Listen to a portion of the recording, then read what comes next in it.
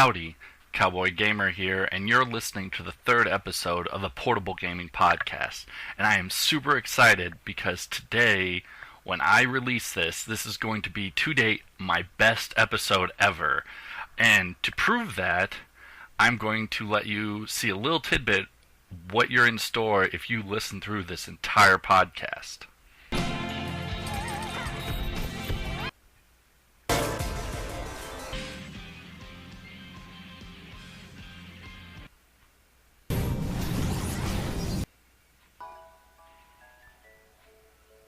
I hope you enjoyed that.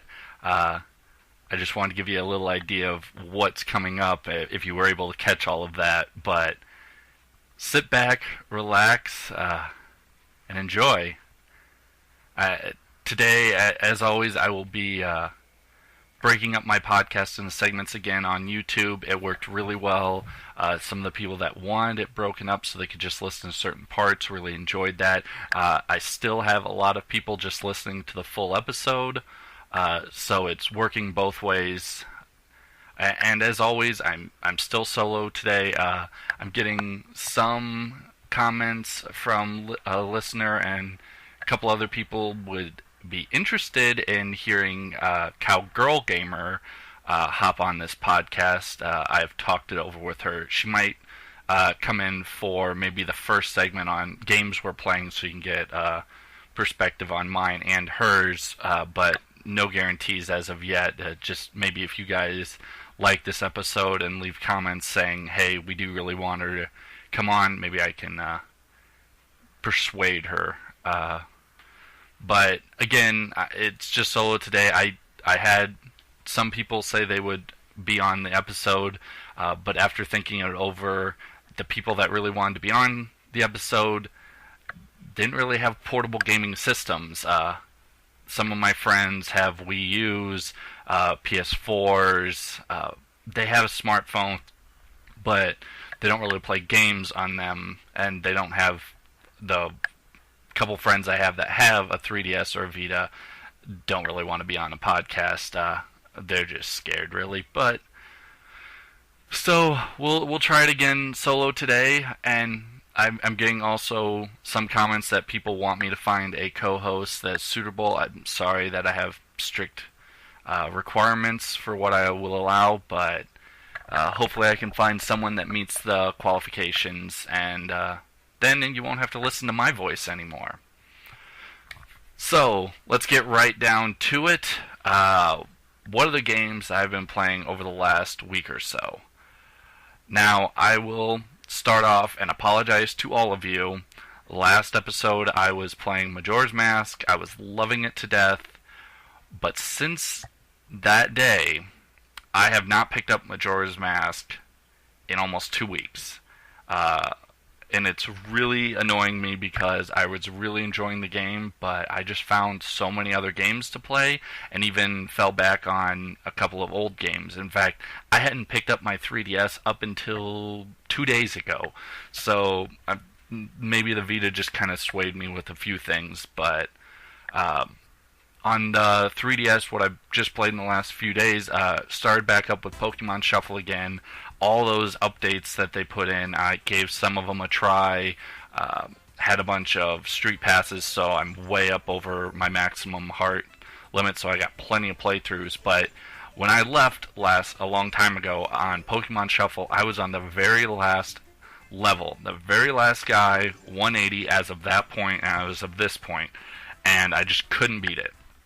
So, yesterday I worked on it, and I finally beat the last guy as of now, and I mean, they'll add more eventually, but I'm super happy that I finally beat it. It was just a free-to-play Pokemon game that I'm just super glad that it's done.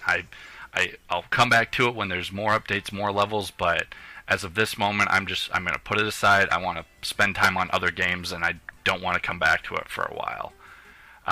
As always with the 3DS, there's lots of Street Pass stuff I'm doing.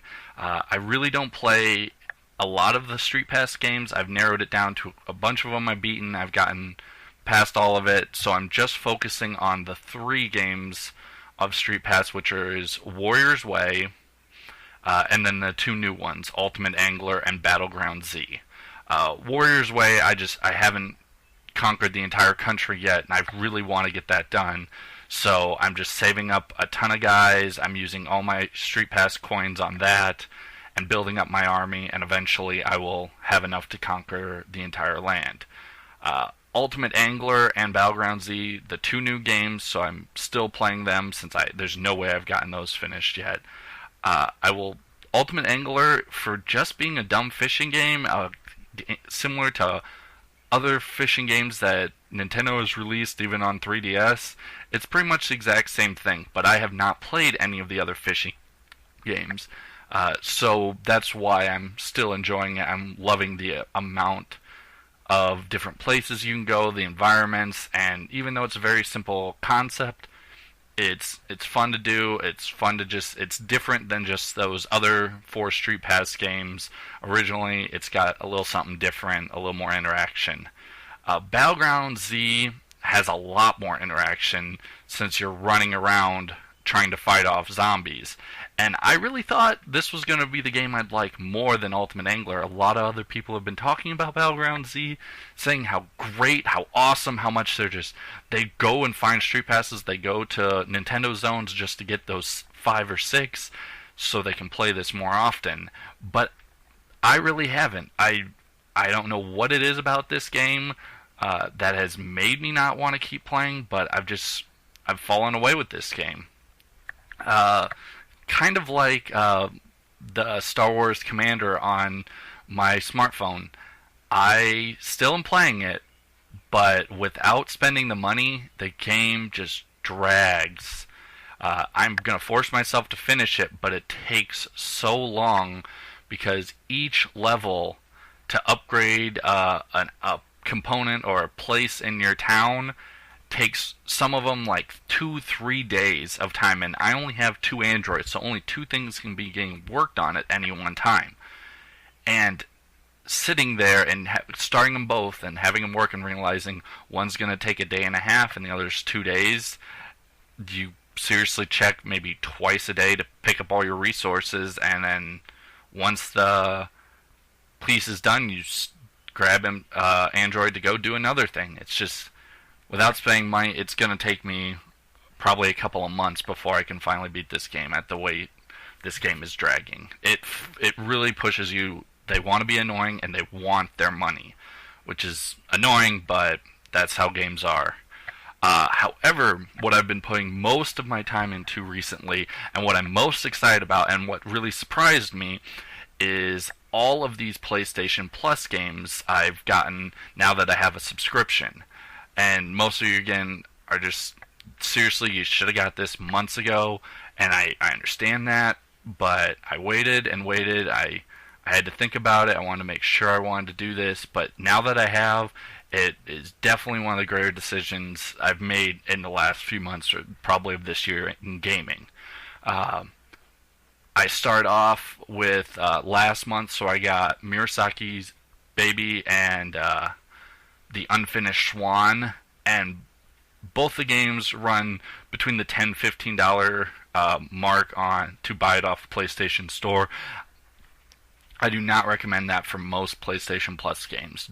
If you have a subscription, download the games for free, but don't spend full price on these games. Find a sale where they really are cheap.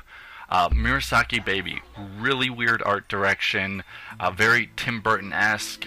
If you're used to old movie Beetlejuice a long time ago, if you know that, it is very much like that. It's a really short game. It's only maybe hour, 2 hours at most, and it's fairly good for controls. The controls really surprised me. I thought it was all going to be touch screen and back panel touch.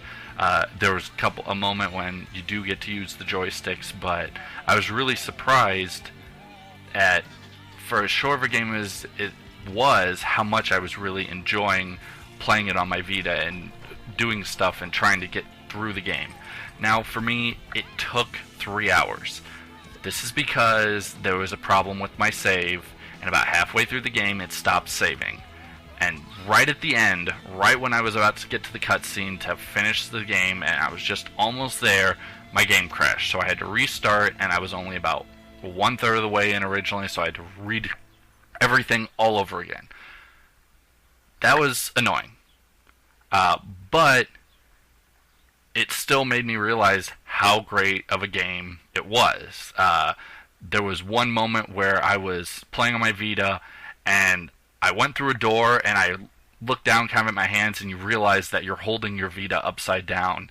And then I turned it back over, just because naturally I want to hold my Vita right side up. And then I realized I was in the wrong screen, and I fell to my death.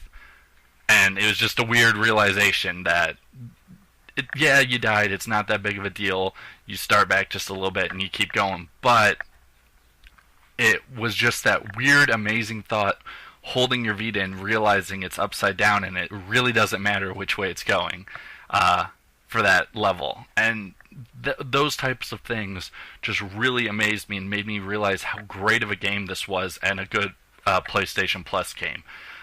Again, short period of time of gameplay, so that's why I wouldn't pay full price for this game. Unfinished Swan was another one that kind of surprised me on how good of a game it was. It was short, just like Murasaki Baby, but as a free PlayStation Plus game, this really delivered and gave me a good experience for nothing, or for the couple of bucks that I would have put into the games to get the subscription for the entire month. This game, it starts all white, and by hitting the triggers, you throw paintballs out into the screen, and they hit walls, they hit objects, they break.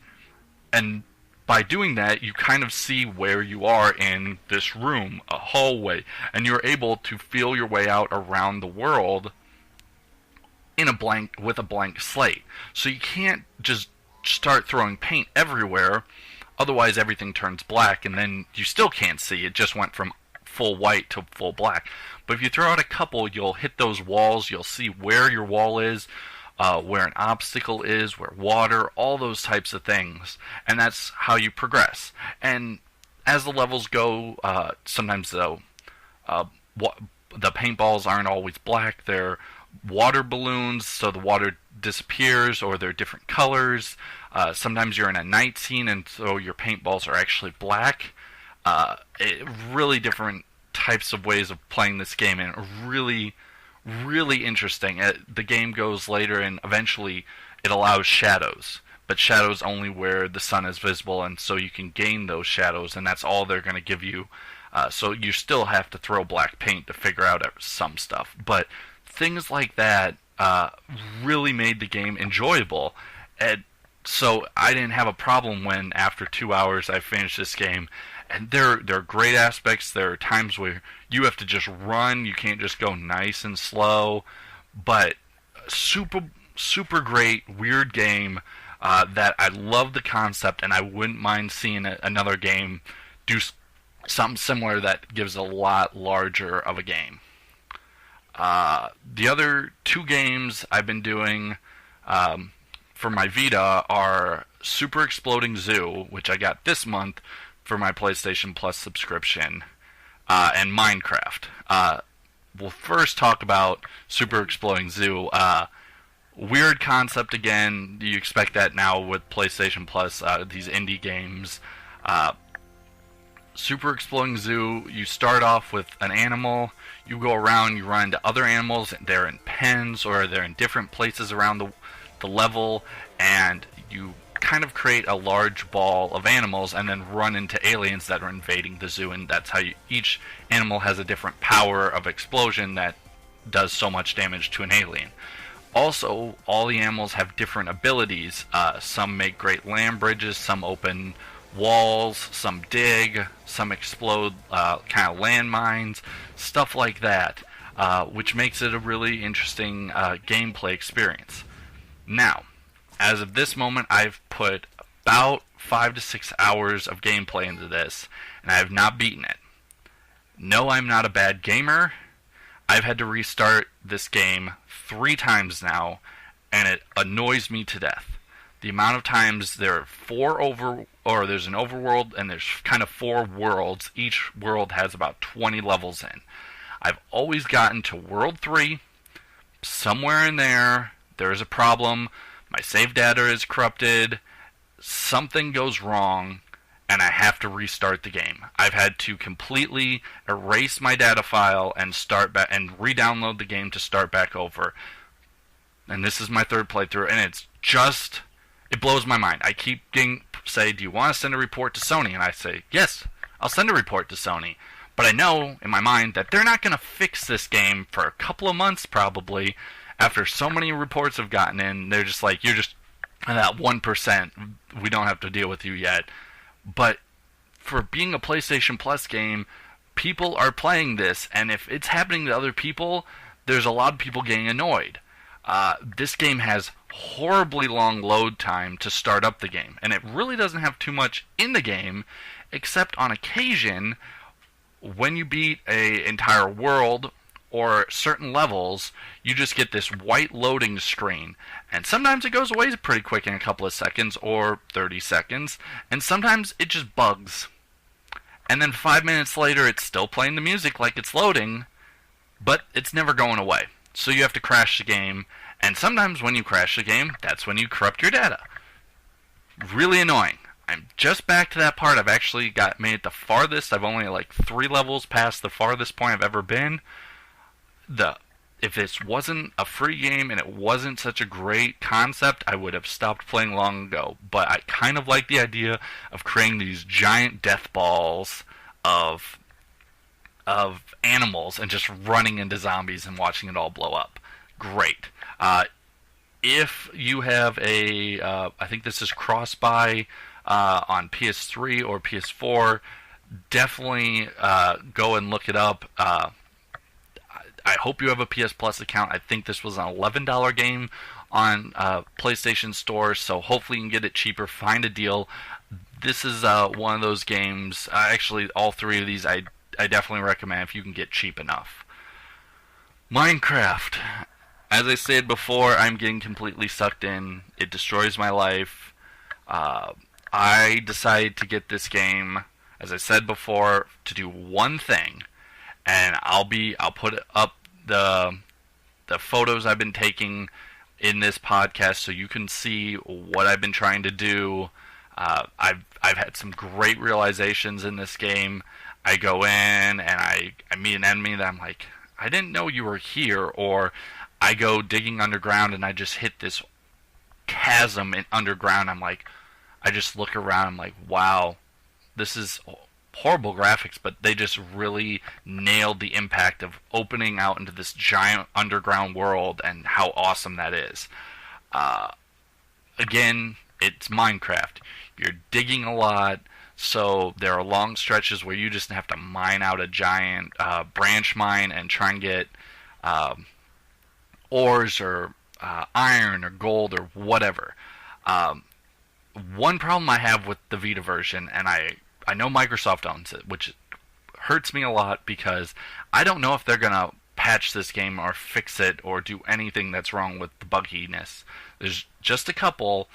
The main one that I have right now is the blue ore, and I never can pronounce this, lapis lazuli. Yeah, everyone make fun of me. It's fine. The blue rock that you get.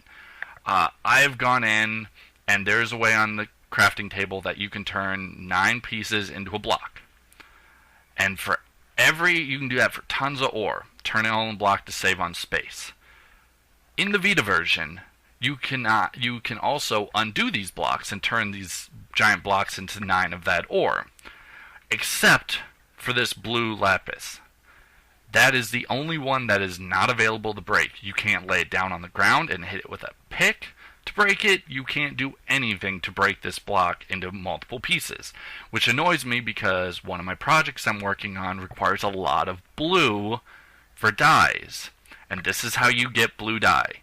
So after I had a ton, I turned it into blocks and realized that I couldn't use it, so I've had to go back, and I've spent days mining just to find more, and I still don't have enough. It'll probably be another week before I get enough to complete my last project. But as you're seeing probably across the screen, this is the whole reason I have been working in Minecraft. It was the original reason, like, if I'm going to get this, I want to have one project that I want to go for, and I know it's going to take a lot of time, but this pyramid, this was always my idea of what I wanted to do. The idea of playing a Microsoft game on a Sony console with a pyramid showing Nintendo characters was just a super idea for me, and I really enjoyed it. So that's why I did it. But enough about fun stuff that I've been doing. Let's get into the gaming news. There's been a lot since I don't release these as regularly as I would like. There's a lot of news, and I will try and get through it quickly. But if you haven't heard, there was that Splatoon amiibo truck full of the special edition Splatoon amiibos, the 3-pack. In England, it was stolen. It was a truck. It was supposed to be. It was Nintendo's truck leaving their site, going to a distribution warehouse, and it was hijacked. Now, the main question is, did the people that steal the truck, did they know what was in it? Was it clearly marked? Or were they just needing a truck, and they just happened to get a Splatoon amiibo truck, considering it's probably the rarest, most interesting thing as a 3-pack to get. Big interesting thing with that, but hopefully someday we figure out what happened with it.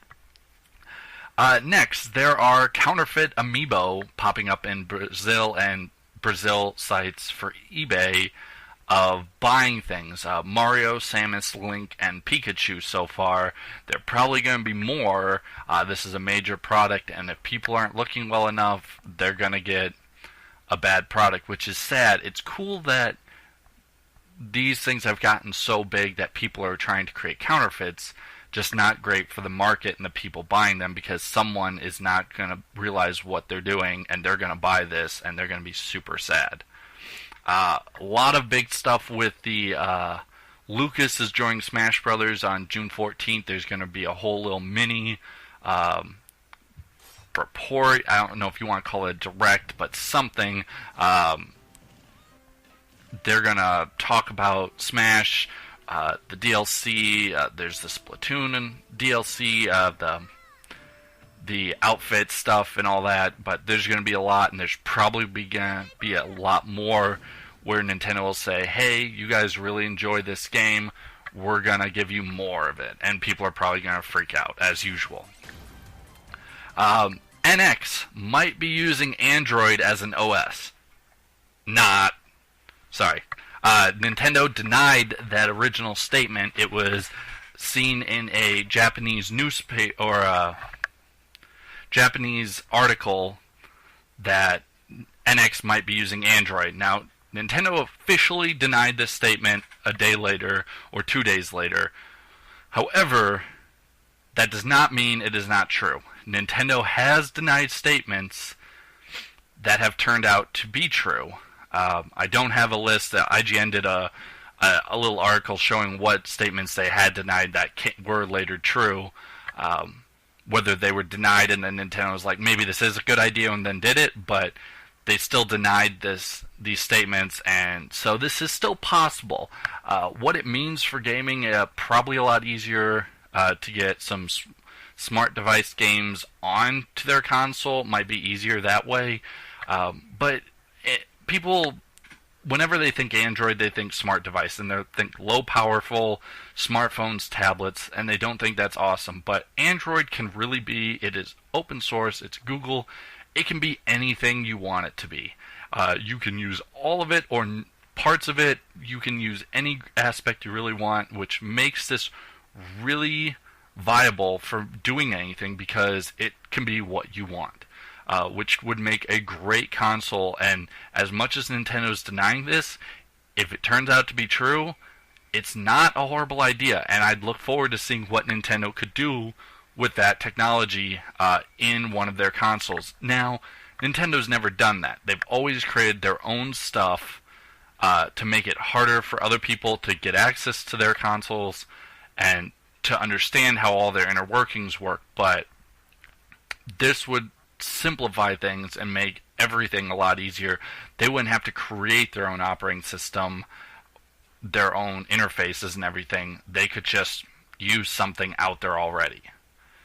There was a mini direct again not too long ago. Well, like almost a week now. They announced Bravely Second coming out. Bravely Second End Layer coming out in 2016. Chibi Robo, Ziplash, and the Amiibo coming out in October.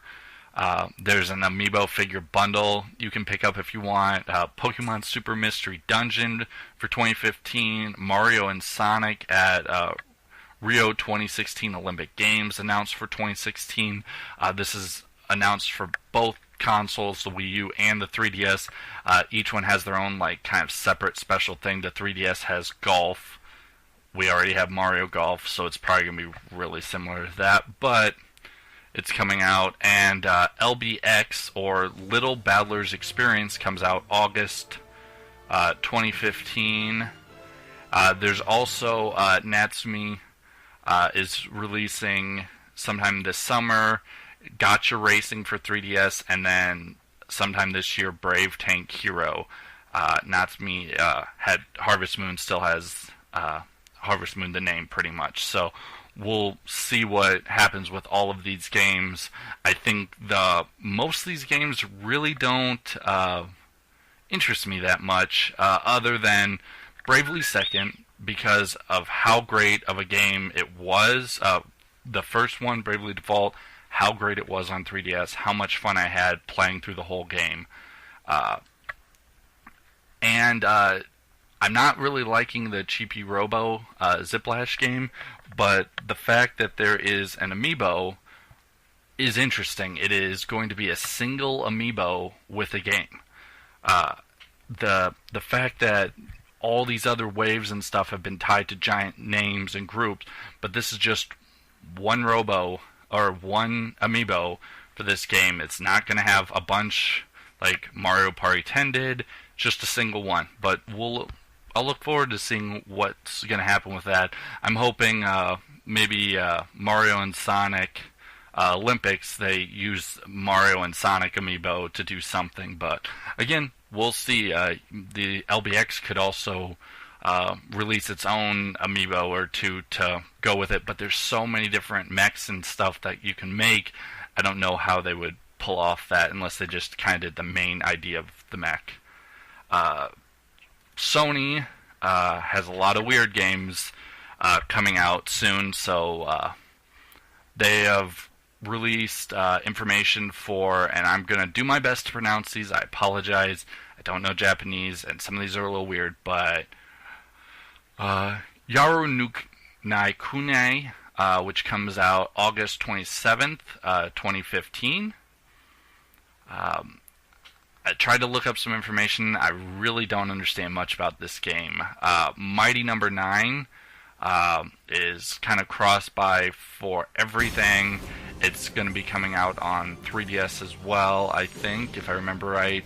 It comes out September 15th, 2015. It's kind of Mega Man-ish, only in the idea of the multiple bosses, and you kill them and you get different moves and stuff. But this is a really unique game. You shoot the enemies, and as they're dying, you need to jump through their all the particles and stuff to gain everything. If you jump too early, you run into things. Jump too late, you don't go through all of their stuff and get either the power, the coin, whatever you get by doing this. But it's an interesting concept, and I'm definitely liking the visuals so far. Danganronpa, another episode, Ultra Despair Girls, comes out September 1st. And again, a Danganronpa series. If you know Kind of Funny, Colin Moriarty loves the Danganronpa series. He will probably be speaking up a lot about this game as it gets a little closer and we start to get some trailers or something more than just the one trailer we've gotten so far. Whispering Willows is a beautiful 2D adventure game. Tells a horror-themed tale from the perspective of a female protagonist. And yeah, that sounds kind of dumb and boring, but I'm just getting these off the websites and reading off what they're saying about these games. I'll have some visuals up for you and make it a little better, but Velocibox is touted as unforgivably a tough game that challenges players to safely guide a speeding box through an increasingly diabolical obstacle course. Now, I'm not going to touch this game when it comes out no matter what. I've also been playing on my Vita, and I didn't bring it up, but I've been playing Race the Sun, Futuridium. They're racing games you're going through, but they're very Flappy Bird. You just try and get as far as you can, and I'm not enjoying that. I got these games, I played them for a little bit, and just delete them. Like, this is not for me, this is not what I want. And unless it's kind of a level thing where you can actually finish the level, I'm not a big fan of that.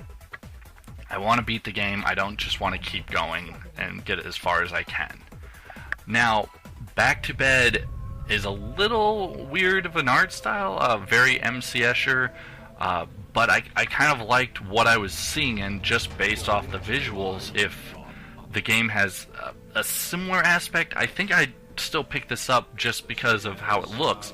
But this game tasks a player with guiding a sleepwalker safely home through a surreal dream world inspired by the art of M.C. Escher, Salvador Dali, and Rene Magritte. And I pronounced that horribly, but I got the first two right, so I'm happy. If I can pronounce half this stuff right, I'm doing good. So that's the news for Nintendo and Sony. The news for smart devices is a little more sad and negative. Sega is removing a bunch of their old classic games on Genesis and some others from smart devices because they're bad. They don't have the numbers, they're not great games, and they don't want them out on smart devices to get negative publicity and people say this is just a horrible game. So they removed them. For people that already have them, yeah, you keep them, but they are removing Afterburner Climax, Jet Set Radio, a ton of Super Monkey Ball games, Altered Beast, Echo the Dolphin, Golden Axe 1 through 3, Phantasy Star 2, Streets of Rage 1 and 3, Space Harrier 2, and Virtua Fighter 2. I know a couple of these names. I know some of them are on the Genesis, but I have not played any one of these games. But from the title screens and some of the visuals I was looking at, these games are horrible. And I mean, I just don't like most smart device games anyway. But I wouldn't play old school Genesis games on my smartphone if I could. Good one for Nats. Harvest Moon Seeds of Memory was announced for smart devices. There's no date on this, but again, it's a Harvest Moon game. They sell really well. People eat these up. They eat up their time, their life. People put hundreds of hours into these games, so being on a smart device, this is probably going to blow up and be a pretty good game. And the greatest thing of this whole moment for me, I've been toting this game as a honorable mention for all. This will be the third episode now. Bloodstained Ritual of the Night. It's an Igavania game, but as last I checked, there's just a couple days left on Kickstarter. This has got a Wii U port and a Vita port, so now we can play this on the PS Vita when it comes out. It'll probably be 2 years from now, but I'm super glad. I really wanted to play this game really badly, and I really think the Vita is the way I want to play it. I don't have a PS4, I don't have an Xbox One. It is gonna come out on the Wii U, but I think I'd rather, if it comes out on the Wii U, I think it's gonna be too much with the tablet, and I don't want that. Hopefully they don't. Hopefully it's just all about the visuals up on the main screen, but I think the Vita, I really want to play a Castlevania-esque game handheld. I want to be able to take it. I just want to go, and that is what I'm looking forward to right now. Got a couple more days. I don't think I'm going to back this, but I'm totally buying this when it comes out in 2 years, and it's got to come out retail. It's got too much money behind this game. Even if it's download, I'm getting it. Speaking of games coming out over the rest of this month, Nintendo is releasing Dr. Mario Miracle Cure. This will work. Well, it doesn't state it's going to work with the Dr. Mario amiibo, but I think there's got to be something that this game can do, even if it's just save your data, but something that they can use this amiibo. It's a Dr. Mario amiibo, and the game, there's got to be something. But that comes out on June 11th. It's just Dr. Mario, pretty much. There's some different aspects of playing against each other and using the 3DS completely open, kind of differently, but all in all, it's a Dr. Mario game, but we've all loved those. Mutant Mud Super Challenge comes out sometime this month. I know some of you might still be hating Jurassic World, but Lego Jurassic World comes out June 12th. And Samurai Warriors Chronicles 3 comes out June 30th. Now, the last two, Lego Jurassic World and Samurai Warriors, also comes out on the Vita. I think the Vita would be the better way of playing this, but Lego games do really well on 3DSs just because of the underage children that love anything Lego, so it's probably going to sell the best. And, of course, we have so many more millions of copies of 3DSs out in the world than we have Vitas. So, also out on the Vita, or for Sony, is Deception 4, The Nightmare Princess. That comes out on June 14th. J-Star Victory VS comes out on June 30th. Hyperdimension Neptunia Rebirth 3V Century. Yeah, that's a weird way of writing this whole thing out, but that comes out on June 30th. And Blaze Blue Chronoplat Phantasma Extended comes out on June 30th. That is just a fighting game, kind of very Smash Brothers-esque, really weird looking, but again, fighter game like all the others, just on a handheld. For smart devices, just two real games of note. Pixels the game, hopefully tied to something amazing like the Pixel, but that comes out on iOS and Android on June 30th. And interesting game that caught my eye, Relics of Gods, comes out on iOS and Android in July, but it is a 3v3 MOBA game. Which is interesting. There's a lot of MOBAs out there right now. A lot of them go 5v5, few 6v6, but I've never seen any of them go back to 3v3.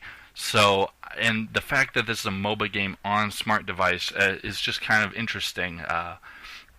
It tells stories of gods of creation, the patron gods of a certain city, the destruction of a planet, the face of a race. All are woven into grand canvas depicting tales of love, hate, elation, anguish, benevolence, conspiracy, loyalty, and treachery.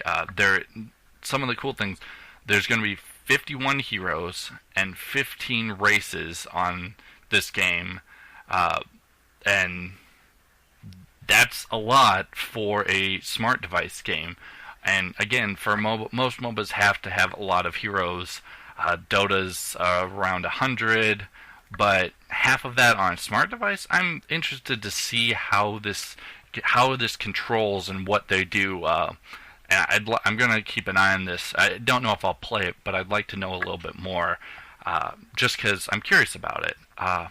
Again, that has been Portable Gaming Podcast Episode 3. I hope you enjoyed.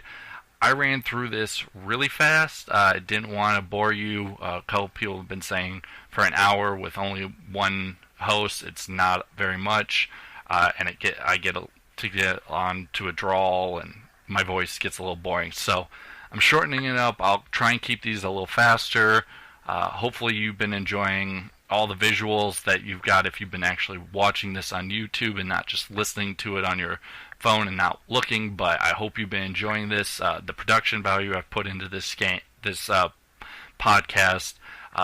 Let me know what you think.